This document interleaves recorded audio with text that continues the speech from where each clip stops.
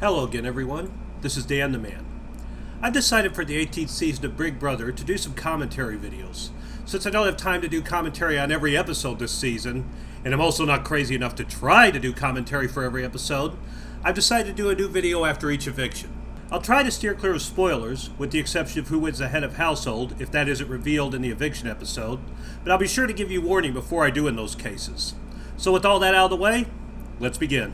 First off is Josea's eviction. I'd be lying if I said it wasn't satisfying. First evictions are usually not the best players in the world. That's how they end up going home first. Don't get me wrong, others have been delusional of how good they are at Big Brother. One of the previous offenders is in the house right now, but Jozea was so sure he was in control of everything when he controlled nothing that it was actually highly entertaining to watch. Mostly because you knew he was going to be knocked down from his throne very early. And speaking of that, some might have wondered why for someone who was so sure he was not going anywhere all week, he did look more surprised than he did when he was evicted, even though he was clearly still pissed, if his goodbye hugs were any indication. Well, around 12 hours before the show went live, Frank went to Natalie and warned her that Jozea was going home. Why he did this varies. Some say it's because he's a great player and knows exactly what he is doing. Others say it's because he's an idiot and doesn't know what he's doing. Either way, it's what he did. Natalie then ran and told her fellow Spy Girls Alliance. Bronte then warned Jozea, yet despite hearing this, he still believed he had the votes to stay. But I'm guessing that still shook his confidence enough that he didn't go into the live show as confident as he was before today. In all honesty, Frank may have made a good move, which is literally the first time I have ever uttered those words in the same sentence. Yeah, playing both sides of the house is tricky, but blindsiding someone, especially someone who can come back, is not really a good game move. It's the reason the last 3 seasons have almost entirely been what the house wants, and I think we should warn them they're going home. It makes for less exciting TV, and I do believe BB might have been trying to convince players to blindside more recently because of that, but game-wise, leaving people feeling stupid and reeling is never a good move. Some have speculated CBS might have had something to do with it. Ignoring what I literally just said, Jose, Paul, and Victor have been running their mouths about all the horrible and sometimes violent things they would do if Jozea went home. I think it was all an attempt to intimidate people into going their way, which worked out so well if you noticed.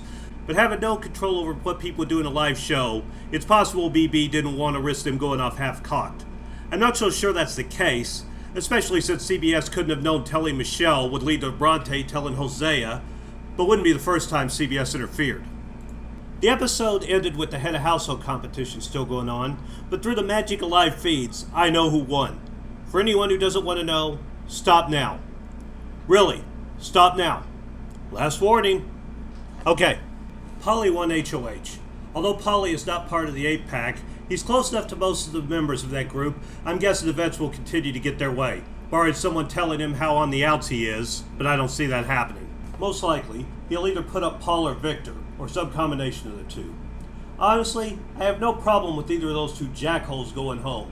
Like Jozea, Paul and Victor are my least favorite type of BB house guest. The type that thinks they were put on this earth to achieve not just fame, but easy fame, even if it's only D-list fame. Hell, that's an insult to D-listers, only J-list fame. And they care more about building their brand, getting Twitter followers, being asked on shit podcasts, going to I Am a Reality Fame HorCon 2016, or whatever the hell it's called, and getting to come back. Winning the prize is way behind getting as much attention as humanly possible. Players like that give me a headache.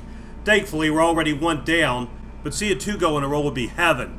I think the only chance Paul and Victor have of both of them staying is for someone not in the 8-pack to win the roadkill competition and put up a returning player.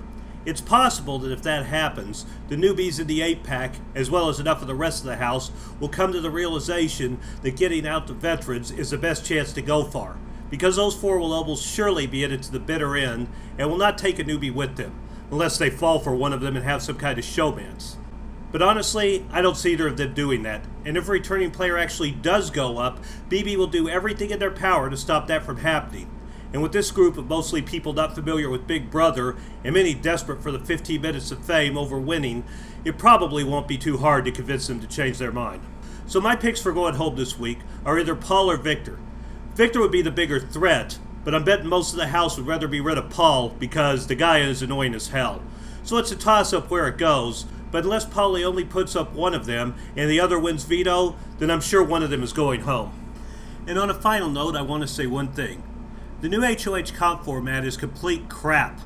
With the teams picking the HOH, it pretty much assures vets won't let any of the new players who could ruin their fun have the HOH. There's no real chance of someone on the outside winning HOH and causing the chaos, and I fully believe that's by design. I'm sick of Big Brother bringing in returning players with newbies, then making transparent efforts to keep them around as long as possible. Yeah, it's a long game, and with the numbers, they can't keep the teams together forever. But if Big Brother wants to ensure returning players make it to the end, then do another damn All-Stars. At least then people would quit predicting next season as an All-Stars. But I am sick of them bringing in newbies with vets, then doing whatever they can to protect their investments. It is transparent and tiresome. Thankfully, this group of returning players all sucked the first time, so I'm not ruling out it falling apart anyway. That's my thoughts for this phase of Big Brother, and I'll see you next time.